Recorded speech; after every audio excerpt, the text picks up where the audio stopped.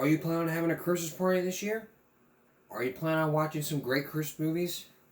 There are some ones I like.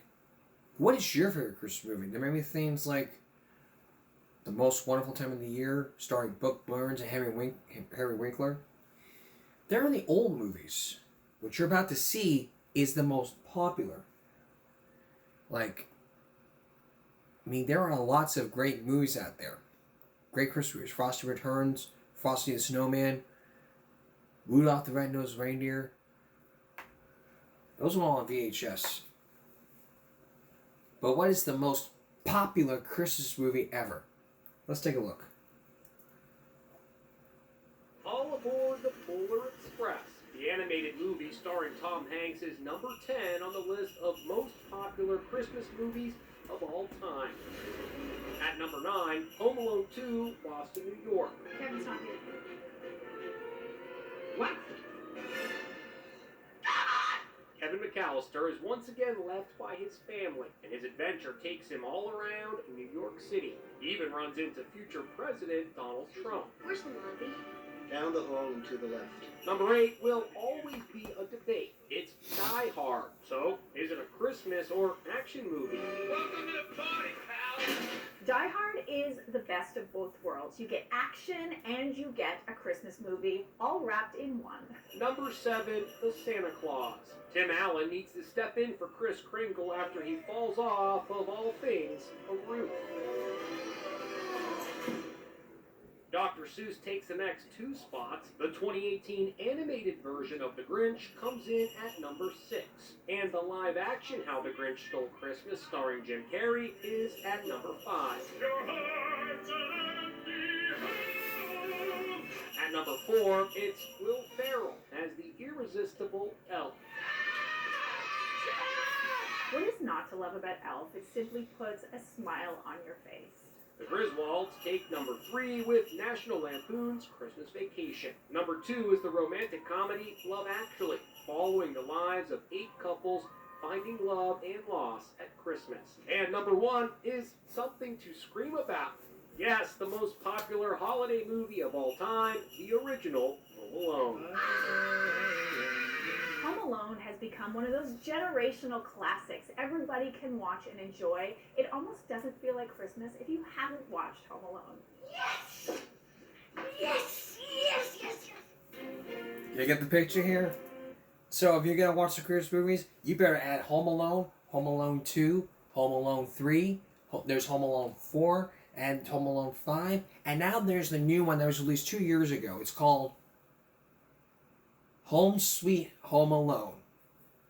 Unlike all the previous ones, basically it's all about Home Alone. Almost a year ago, we focused in on being home alone, which was a piece of crap, which we're going to do both Throwback Thursday and on a very special Christmas Eve. On special Christmas Eve edition, you can be right, that's on Sunday. Will be posted a bit later in the broadcast. But if you have any Christmas movie ideas you like to watch, everybody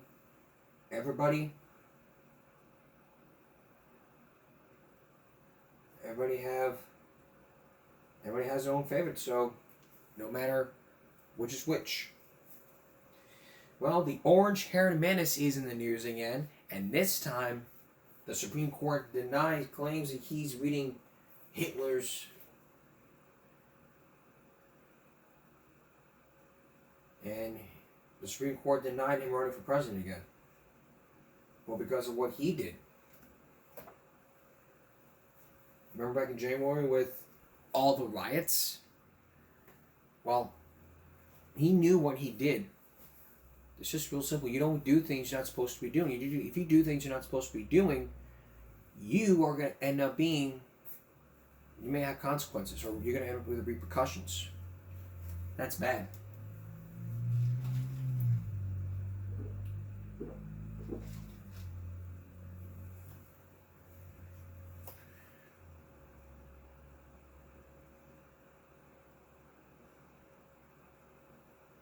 But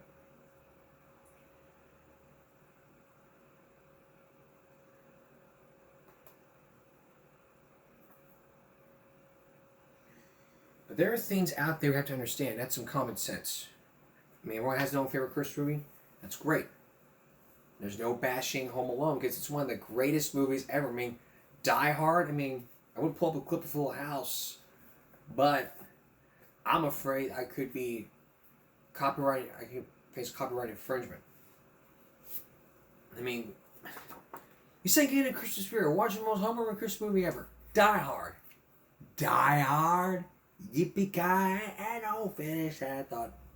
Get in the Christmas spirit. Okay, let's watch some Christmas movies. No. Here's, okay, common sense for you.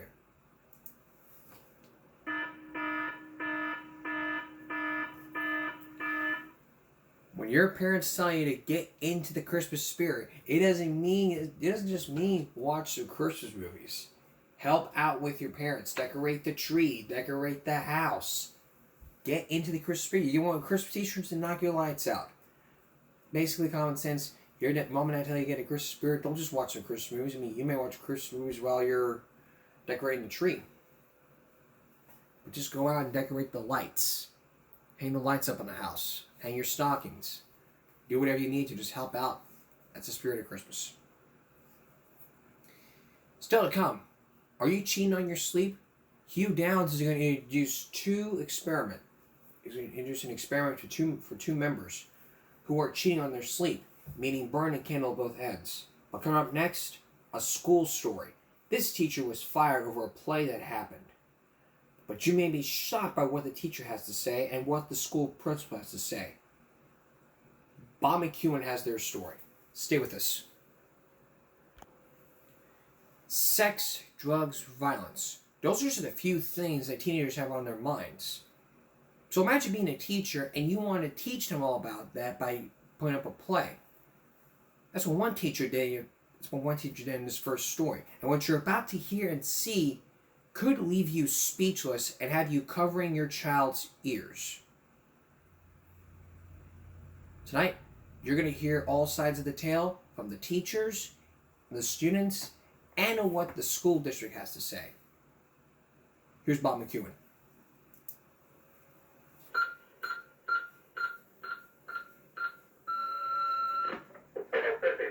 Mr. Mitchell, I'd like to talk with you regarding the case that was done about 2 or 3 weeks ago involving your client. It's very shocking. For high school teacher Sissy Lax, this phone message from her principal was as disturbing as it was puzzling. I'd like for you to meet me at the administration building tomorrow morning at 8:30. There's no need for you to report to the school. I have that covered. It was shocking. Don't bother to come to school tomorrow. Come to the administration building. Your classes are covered. 50-year-old Dr. Sissy Lax has been an English teacher for the past 21 years, the last few at Berkeley High School. It serves a working-class community in suburban St. Louis. Most of the students are black.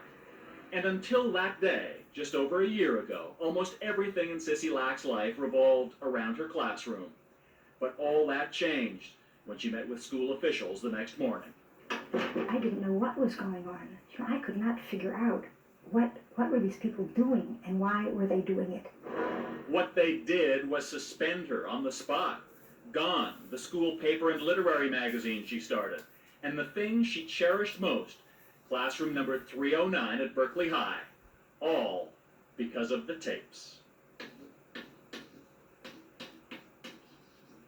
It started here with a class project.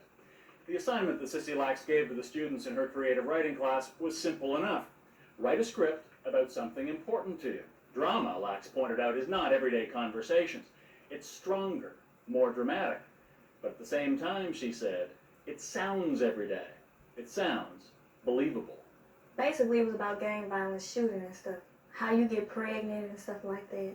Crystal Sims and Shantae Burse were in Lax's 11th grade creative writing class last year. They wrote and acted in the plays. Why did you choose that as a subject? A girl that was in our group, she was like a gang member, you know, and so she chose that topic and we just agreed upon it.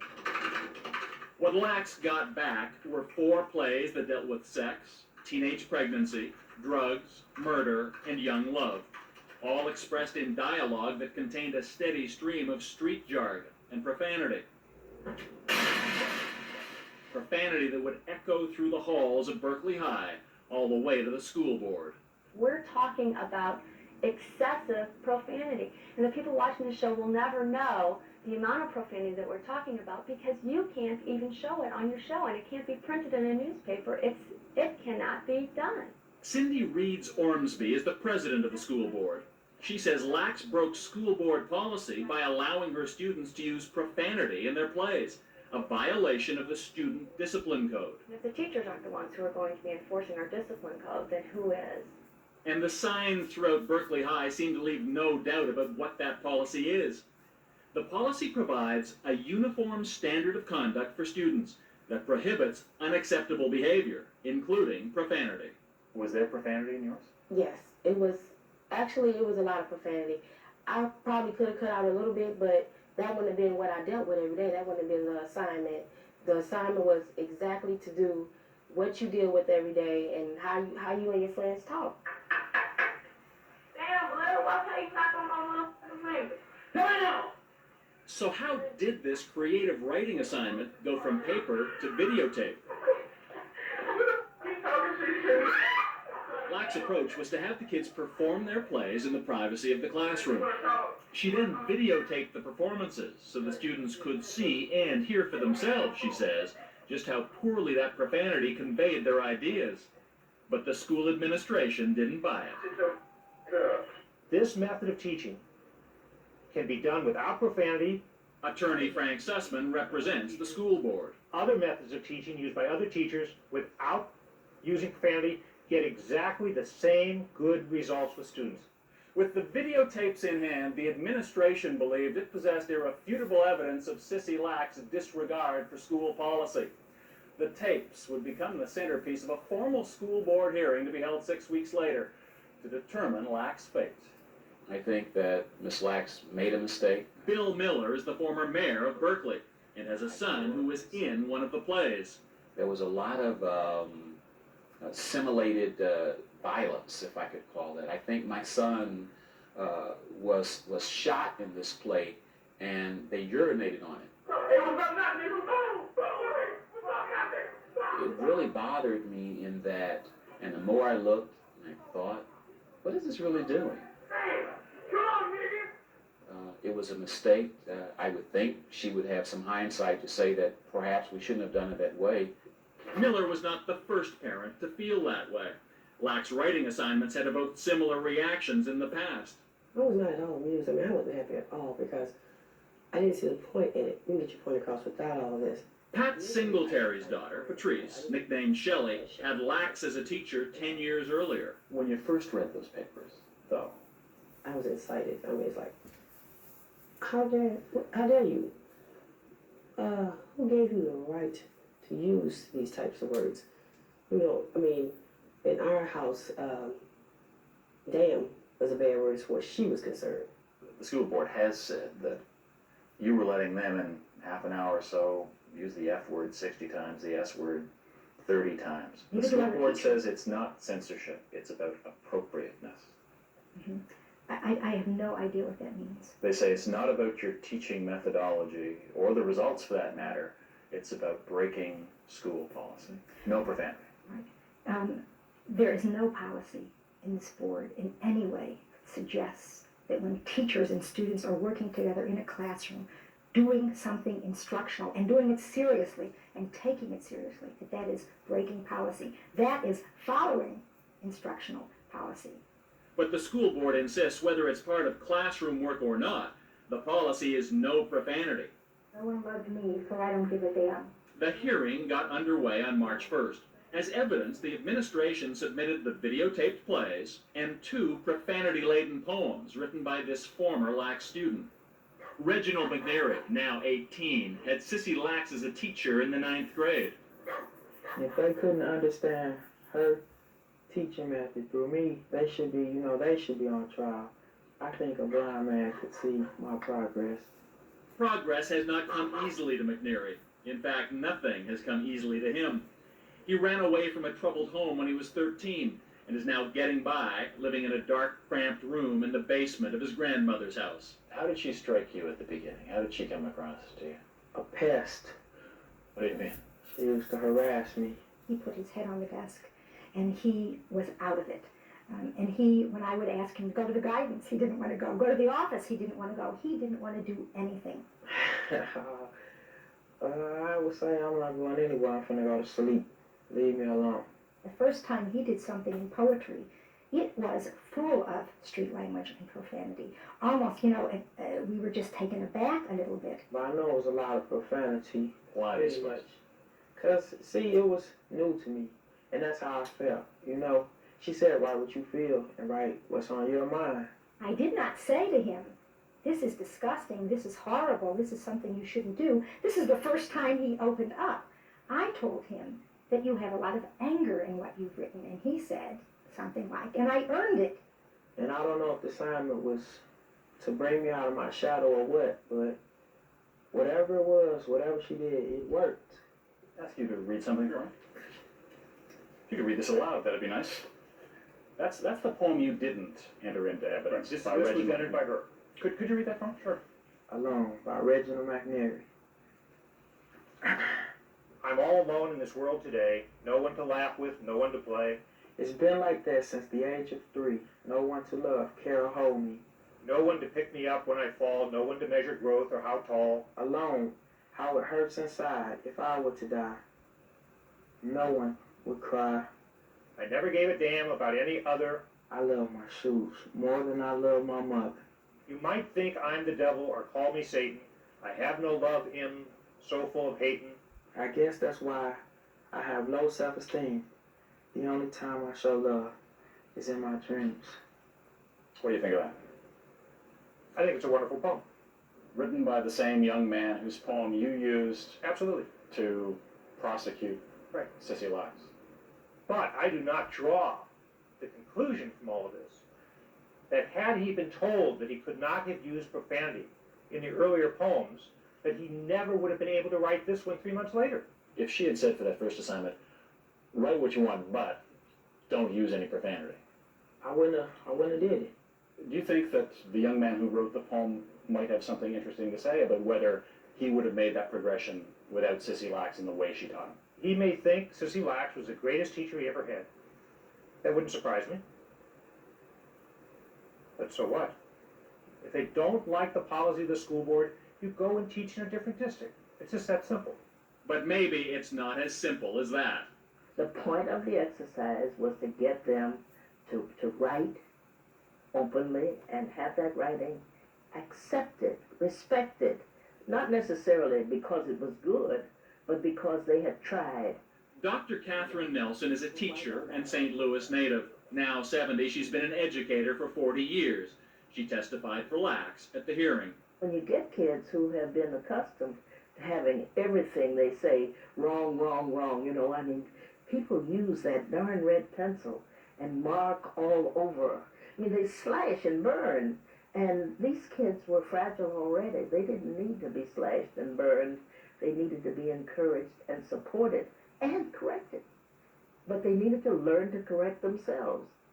The National Education Association, which represents about 2 million American teachers, says this method of teaching, allowing students to incorporate their attitudes and lifestyles and language into their classroom work, is an accepted technique, and that it's used successfully in schools across the nation. Did I know that there was a lot of street language? Yes. But do I do something about it at that point? That's really the danger point. I am supposed to decide what is appropriate for everybody. I could never do it. And if I did it, it means that I, as the teacher, would be letting every single student know that what I think is right is right. The way I think you should do something is right. My view of the world is the view that you should have. Who ever heard of such a thing? I come in and do that, and education is over. And if students use those same words that are in those scripts in your classroom, what would you do? They're out immediately. No question. They know it. So our top story tonight at 10, an area teacher is fighting to save her career at this hour. After 5 days of testimony from both sides, the school board had heard enough. Board members deliberated and quickly reached a verdict. Sissy Lax was fired. I think she needs to be executed. She does not need to teach in anybody's school. It seemed Lax had broken the rules and paid the price. Case closed. In fact, the real controversy was just beginning. And the controversy will begin. I've said this often, time and time again on the show. Inappropriate language is not allowed in any school by any person, student, or staff. It's unacceptable behavior. When we come back, the controversy begins. You're going to hear more sides of the story, and you will hear the audio tapes that you just heard earlier from that same principal. Does he have anything to say in his defense about what had happened during that time? Bob McEwen draws conclusions. Stay with us. Now for an update on the story that we're following. Remember last year we talked about last season we did a story about the Uvalde shooting? Well, there's now an update. 2 weeks ago, WTOP News posted an article saying Uvalde school shooting evidence won't go before the grand jury this year, prosecutor says. The prosecutor for the state of Texas says the Texas prosecutor says a criminal investigation into the police failures during the school shooting in Uvalde will continue to 2024, pushing back expectations that a grand jury would convene before the end of the year. According to the county district attorney, Christina Mitchell, she said earlier this week that her staff is still examining halting the police response to the May 2023 shooting of 19 students and 2 teachers dead. Investigators said Mitchell would preliminary findings. But going towards the end, this month, Duran will, when her sister's 58th birthday, no longer expects to see justice on earth for the police to have failed to detect her. When it's permanently closed in October, the city broke ground on a new school, but it remains split. However, we'll keep you posted on what's been going on, and we'll provide you updates as it goes along. When we return, the other side of the story. Was it profanity or was it something else?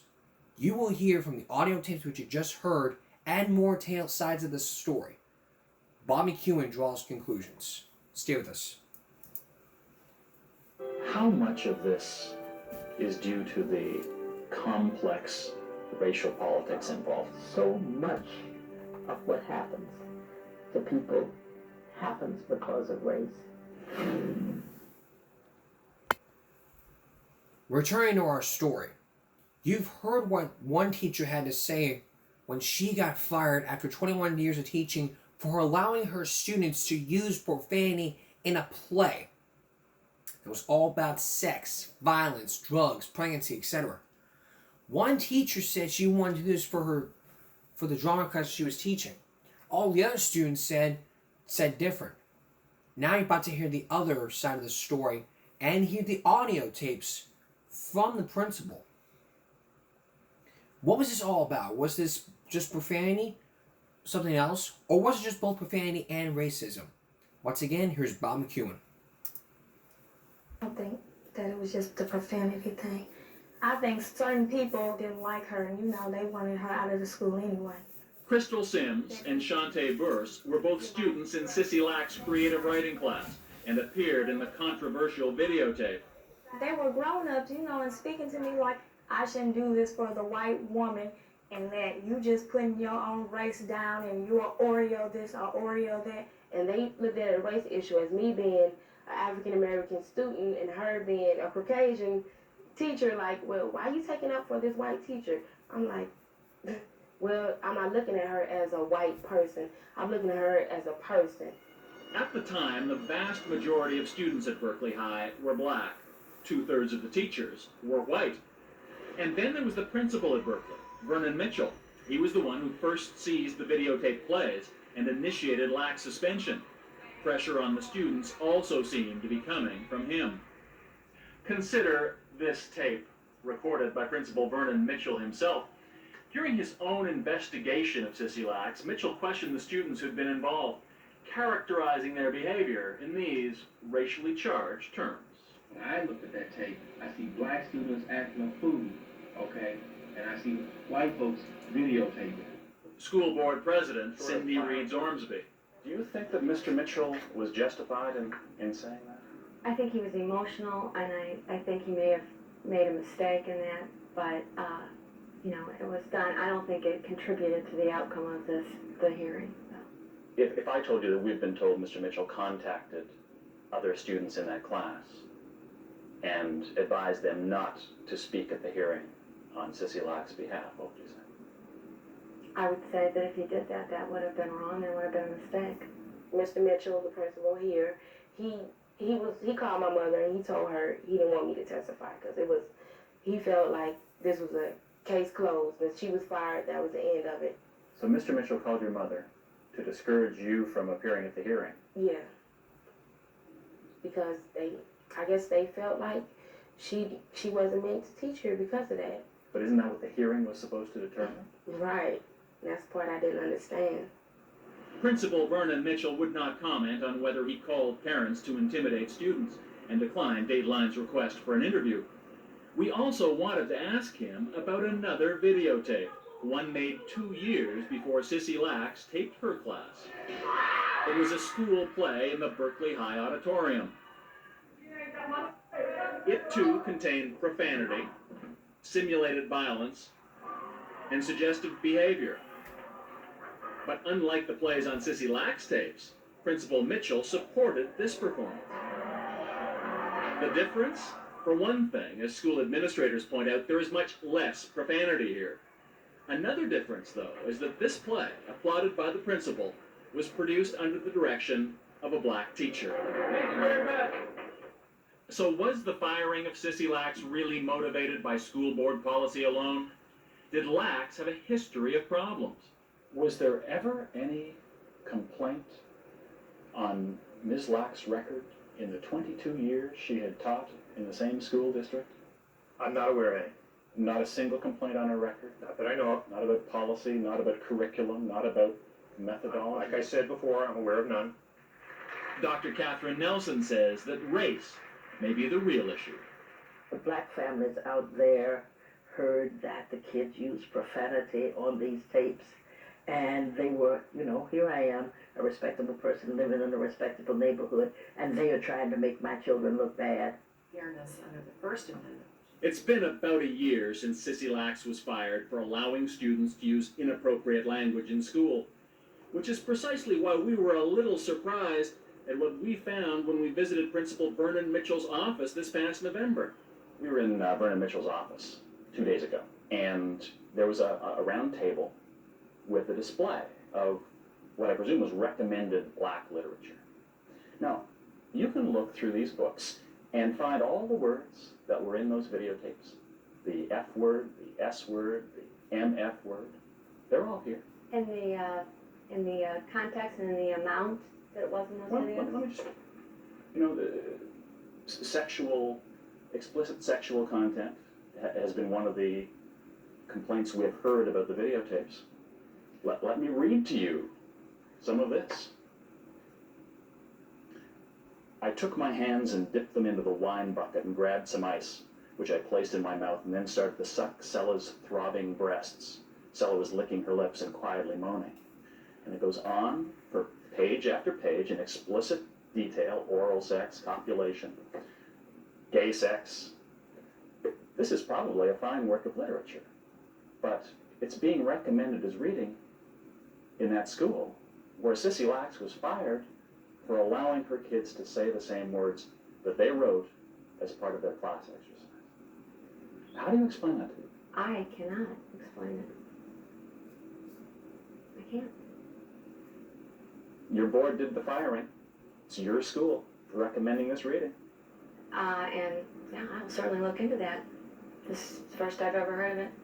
And she did. In this letter to Dateline, Ormsby revealed the books were displayed by Principal Mitchell and later sold to students at the request of the parent-teacher-student organization. We were told that when the principal was made aware of the language in the books, he removed them, but no disciplinary action was ever taken against those responsible.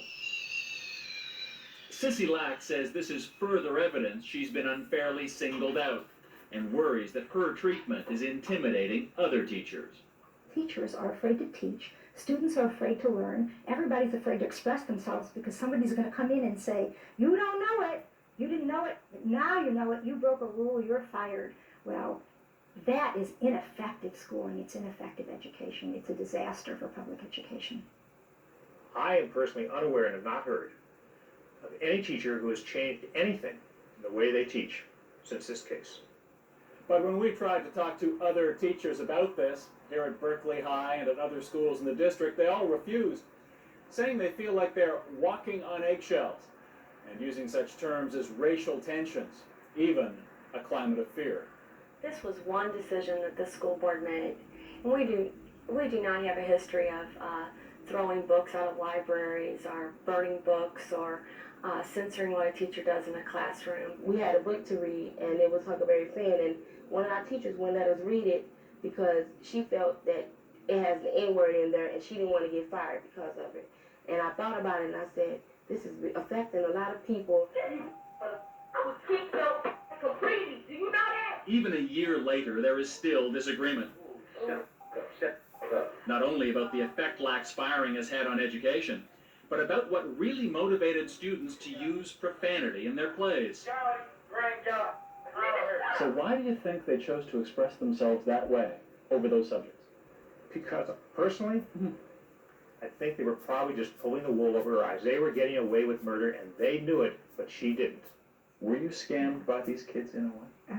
No, I wasn't scammed. I've always respected my students, and I have not been disappointed.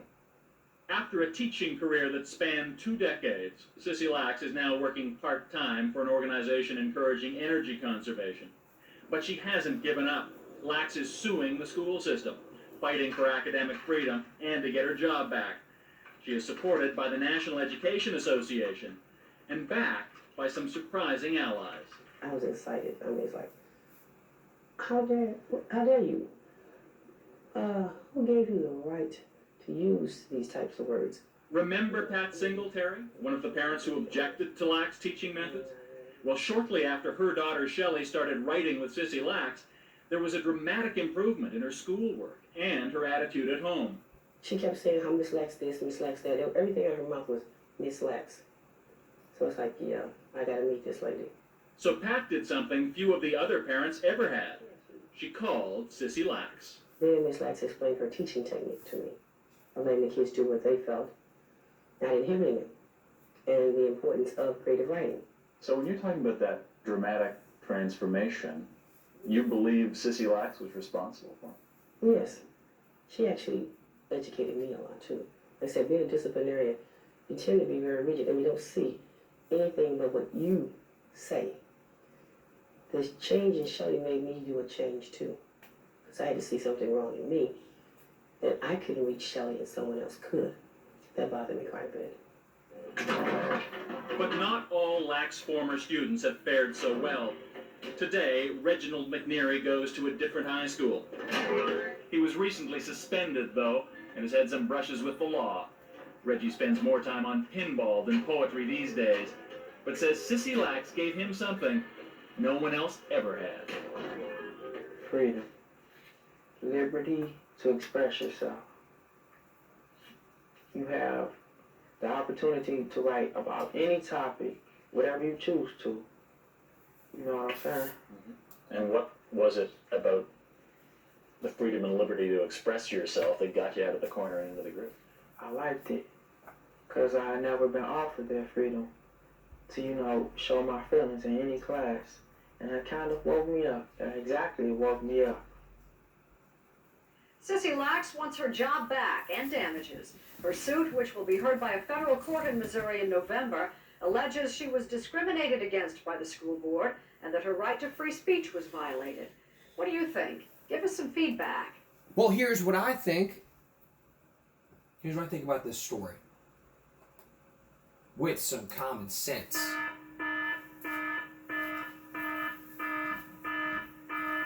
Because I told you once, I told you twice, I told you 3 times, I'm telling you now again. Inappropriate language is not allowed at any workplace by any person, student or staff. It's very unacceptable. And the Supreme Court has ruled on free speech. Back in the 1940s, if you didn't salute the flag, you would be suspended. So they ruled on the side of students. Bond hits for Jesus. The court sides with the school. Jeff is a man who was firm in his pants, firm in his beliefs. The court sided with the school board, saying this is very inappropriate. I mean, this kind of stuff, if this was taken before the Supreme Court, they would rule on this, they probably rule on the side of the school, not on the students. Because you're not allowed to use profanity in school, period.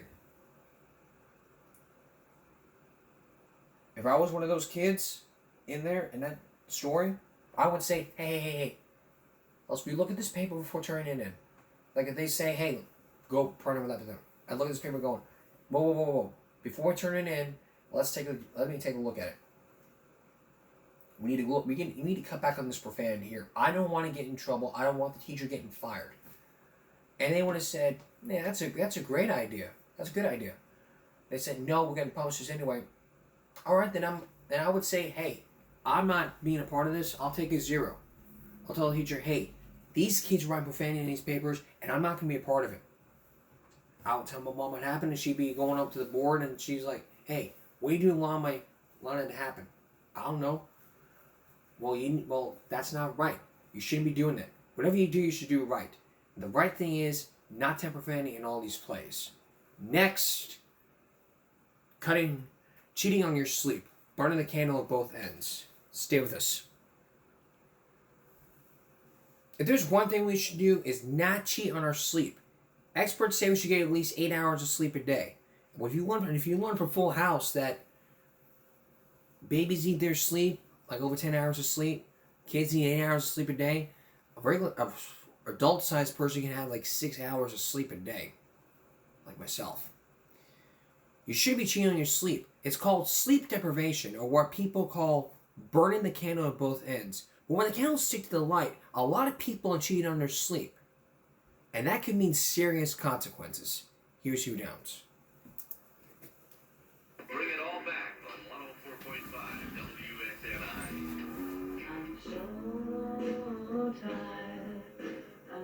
It's 6:15 a.m. Time for Sue Hand of Norristown, Pennsylvania, to wake up.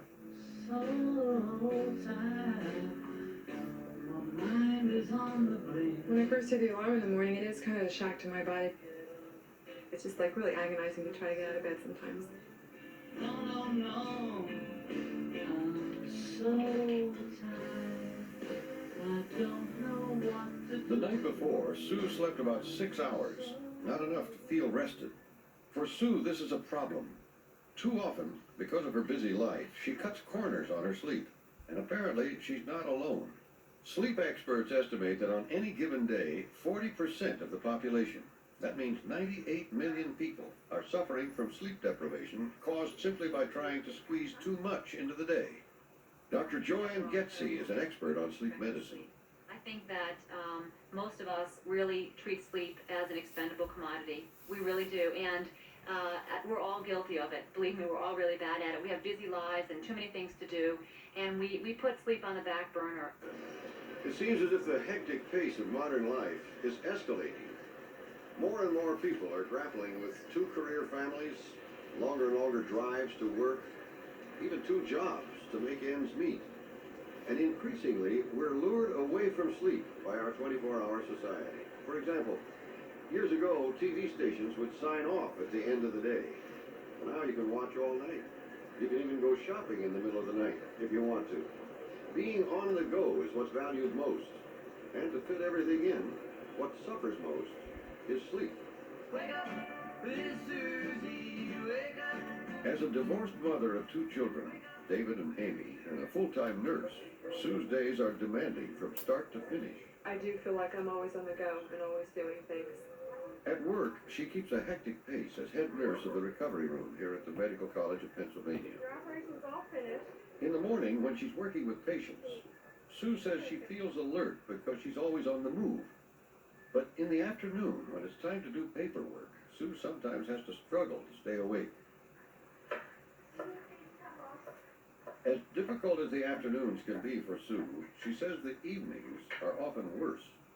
My kids are probably ones that get most of the brunt of my irritability and frustrations from my lack of sleep. There's a lot of things that I have to do at home, and when I'm really tired, I really do have to push myself. Sue is tired so often that she can forget what it's like to feel rested. For her, and the millions like her, running on empty has become a way of life. Once dinner's over and dishes are done and things, it's homework time and, wash and cleaning and stuff. and paying my bills. It does feel like I have an endless list. Sue is often doing chores right up until she gets into bed. So to unwind, she'll read a book or join the legions of viewers who are seduced away from slumber by late-night television. On a typical weeknight, Sue sleeps an hour or two less than she needs. So by the end of the week, she has built up what the experts call a sleep debt, and she's exhausted. I don't usually go out or do things on a Friday night because I'm usually so tired and so wiped out that I'm almost afraid to go out with friends sometimes. I'm afraid I might fall asleep at the table or talking to them or whatever. So many Americans do that. You know, they cheat on their sleep during the week. They go to the gym, they do this, they do that, and then they make up for it on the weekends. What they forget is that it doesn't make up for the fact that there are lapses in their performance during the week. Don Emery of Troy, New York, learned firsthand the consequences of cheating on his sleep. 2 years ago, he had a near-fatal car crash, and it became one of the estimated 300,000 traffic accidents caused each year by dangerous, sleep-deprived drivers. The morning of the accident, I got up early and had been on the road for about an hour and a half. The next thing that I can remember is that I was being pulled out from underneath the 18-wheel tractor-trailer truck. I had fallen asleep and got across 2 lanes of highway, going underneath the back end of the truck.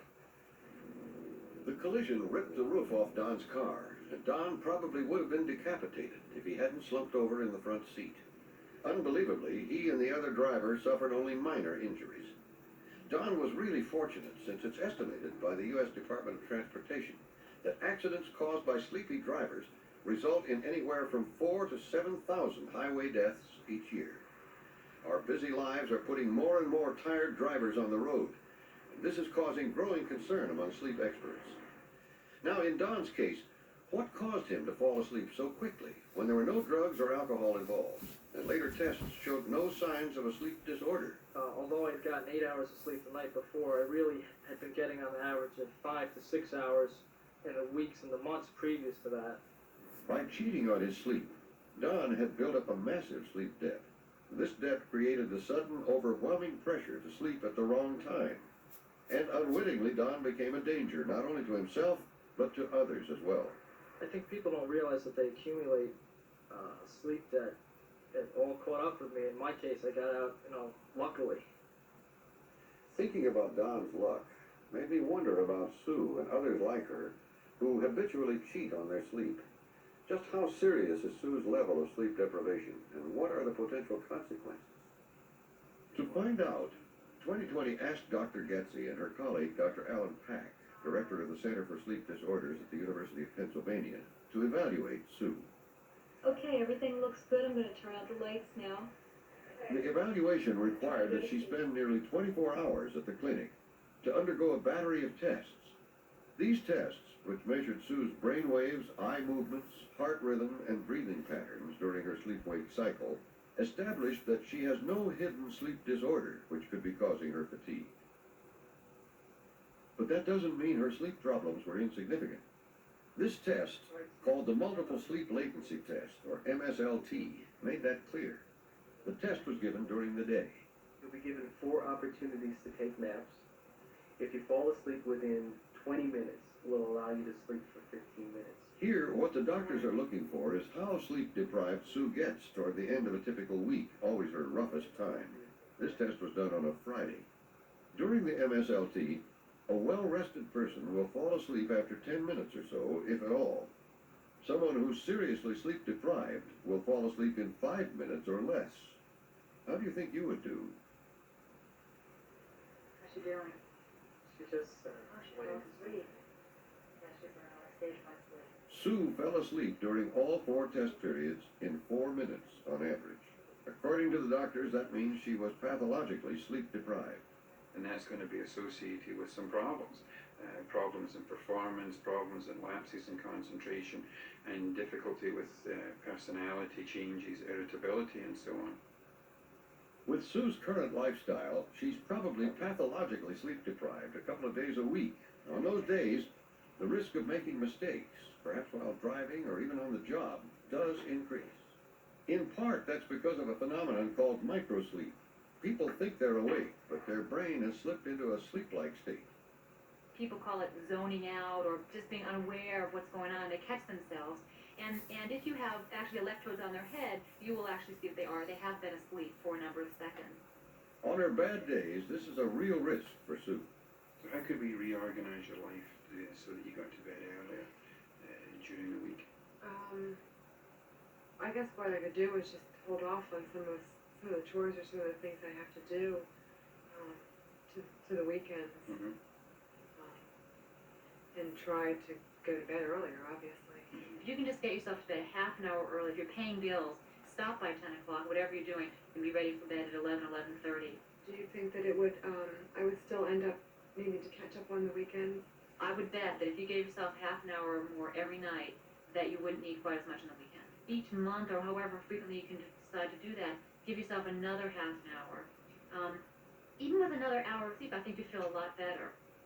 It sounds like a good start for Sue. But over the long run, she will also have to experiment to find out exactly how much sleep she needs to feel fully rested. Doctors say that varies with each person because there are genetic differences, with most people needing anywhere between 7 and 10 hours a night. Some people really and truly need 10 hours of sleep, and that is not necessarily pathologic, it's just their natural biorhythm. How can you tell if you're getting all the sleep you need? Well, surprisingly, if you have to set an alarm clock to get yourself out of bed in the morning, that's a sign you're not getting enough sleep. And if you struggle with daytime sleepiness, and you think it's caused by that boring meeting or a heavy lunch or a warm room, sleep experts say you're wrong. If you're well rested, none of those things will make you drowsy. Bored or restless, perhaps, but not drowsy.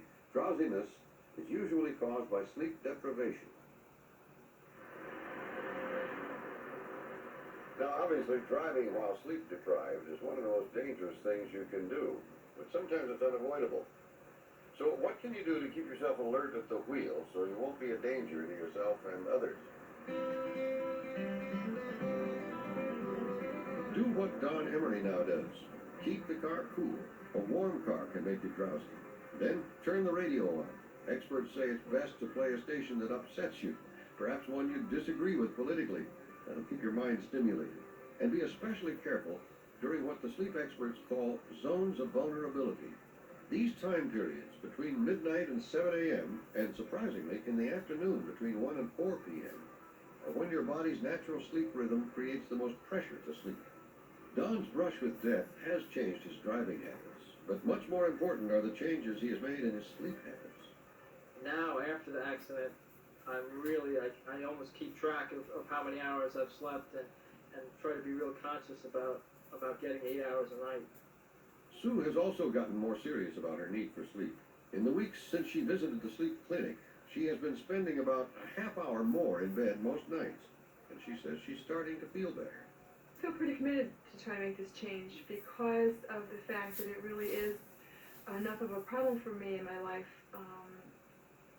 that I want to make a change so that I can enjoy life a little bit more. We'll see if it works.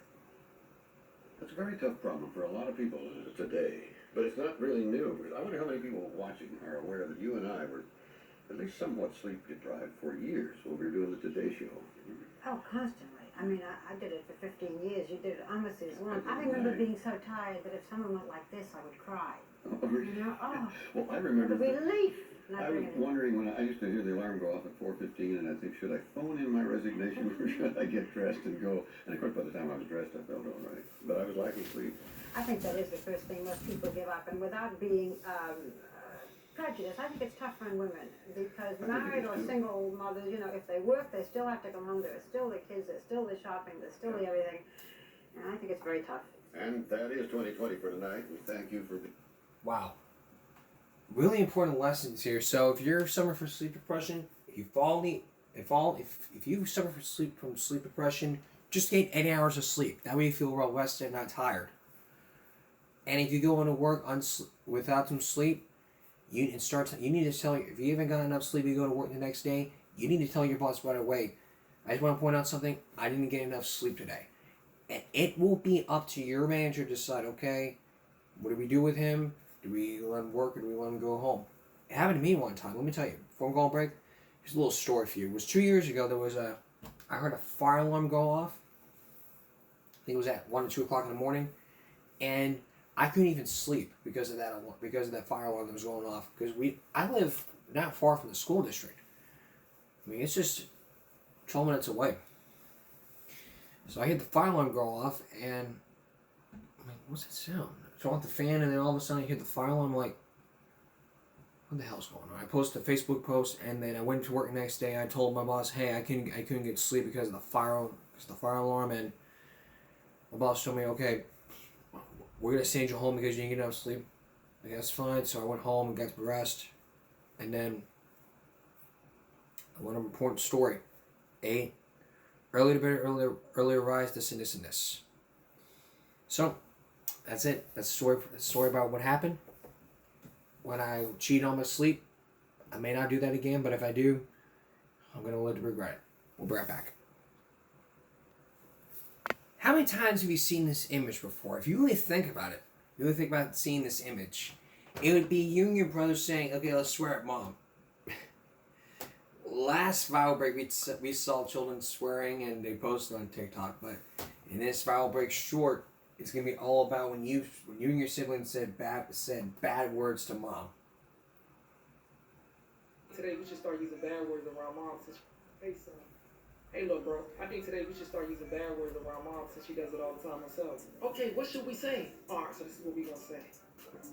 A few moments later. What would you guys like for breakfast? We have Cheerios and cornflakes. Oh, what the give me some cornflakes.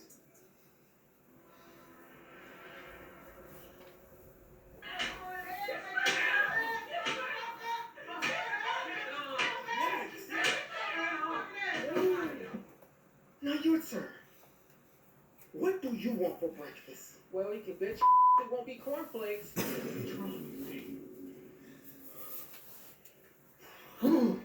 Hey, look, bro. I think today we should start using bad words around mom since she doesn't. You never want to do that. Otherwise, that could happen to you.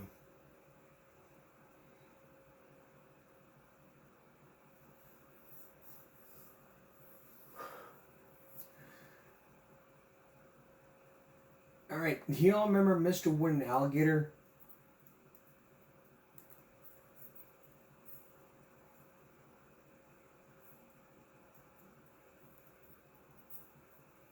Mr. Wooden Alligator was a thing created by Mega Man 25, aka Damien. And he has, and with his Mr. Wooden Alligators, he has gotten over a lot of views. I mean, a playlist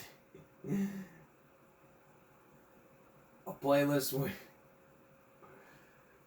I mean, we have time to show a few of my favorites.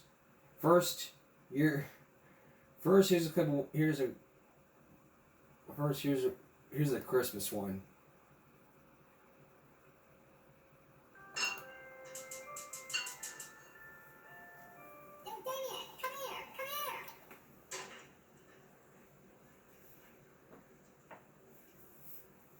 Well, where are you at? Turn around. I'm in your stocking, bitch. Mr. Wooden Alligator, what are you doing in there? Come on. It's time to open up presents before my family comes. No, get your hands off my alligator butt. Help, abuse. I'm being touched by a white boy. I'm being taken advantage of. Will you hush your mouth? You really think you're funny. You're damn right, homie. Why don't you open up your first present from me? Okay, where is it? It's the long skinny one right there. This? Bingo.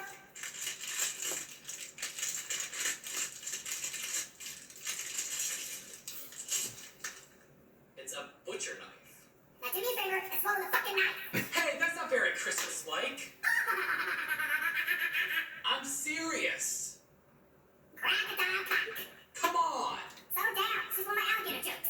Well, it's definitely not funny. Okay, Sour Pants. Well, your real present's right beside the knife. This one?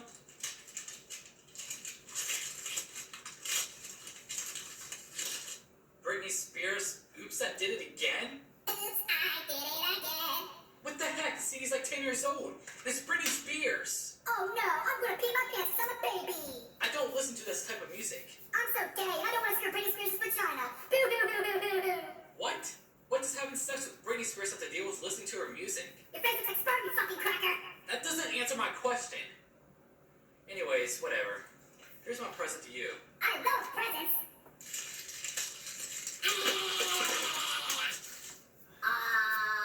It's dry alligator food. shaped like colorful bunnies. What the fuck? Do you realize what I am? I'm not some pussy-ass cat. I'm a damn alligator. Oh, what, now you're complaining? Well, it seems to me that— Shut the fuck up, Pillow! Well, it seems to me that you're picky. I mean, you love scrambled eggs, and Miss Alligators don't eat scrambled eggs. Don't talk shit about scrambled eggs, asshole. I'm just saying. Anyways, here you go. I have one more gift for you. Enjoy.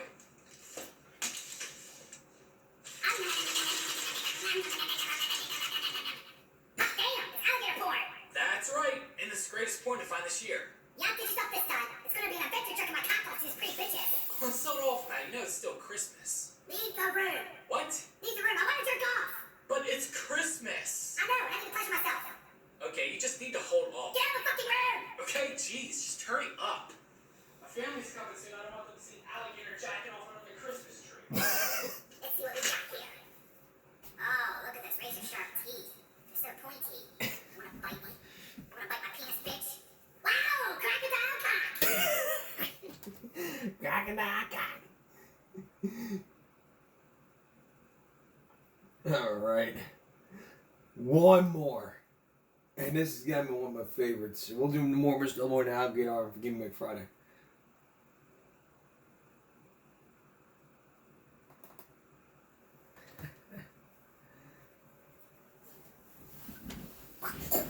What the hell? I ain't your daddy, faggot. Where was mowing the front lawn? Why didn't you see some grass? For your information, white boy, I'm a fucking alligator. I am not a YouTuber named Gay God. I love the taste of meat.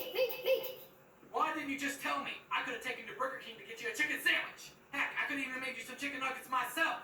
I'll think I'll pass on that. What, bitch? You don't like my chicken nuggets? No, I'm an alligator and all, but your chicken nuggets probably taste like a cow's vagina. They do not taste like a moo cow's vagina. Oh, look at me. I'm chicken nuggets, but for some odd reason, I taste like cow vagina. Hush up, you don't even know.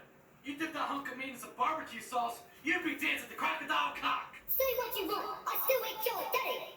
I hate you, Mr. Wooden Alligator. Why don't you go sit in the corner and cry about it, white boy? And while you're at it, go stick some vagina nuggets in that mouth of yours. Yummy for your tummy. Vagina cock. For the last time, they are not vagina nuggets. Vagina. Shut up, you piece of crap. Piece of crap. I'm handcrafted by the finest wood around. What about you? Your white skin makes you look like a giant cracker. Put some spread cheese on your ass, and the French would eat you up. Knock on What wood. the fuck? Someone needs to finish mowing your lawn, Mr. Wooden Alligator. Wait a second, put me down. What are you doing? Oh, get off my butt. Oh, get off my alligator butt. That's my butt, you pervert. You're a pervert for touching an alligator's butt. Stop it, you're crazy. What are you doing? What are you doing? Stop it. Stop touching my alligator butt.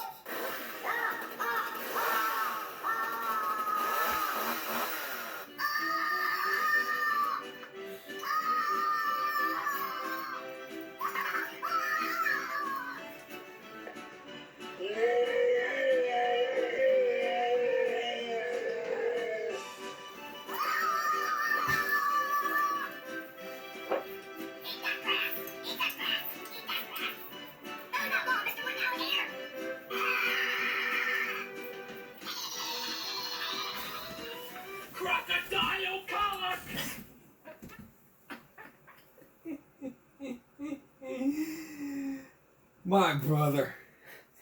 My brother watched this one time. And coming up next Friday, the magical draft. Along with some more Mr. Wooden Alligator. But come up on Friday, we got something special very planned.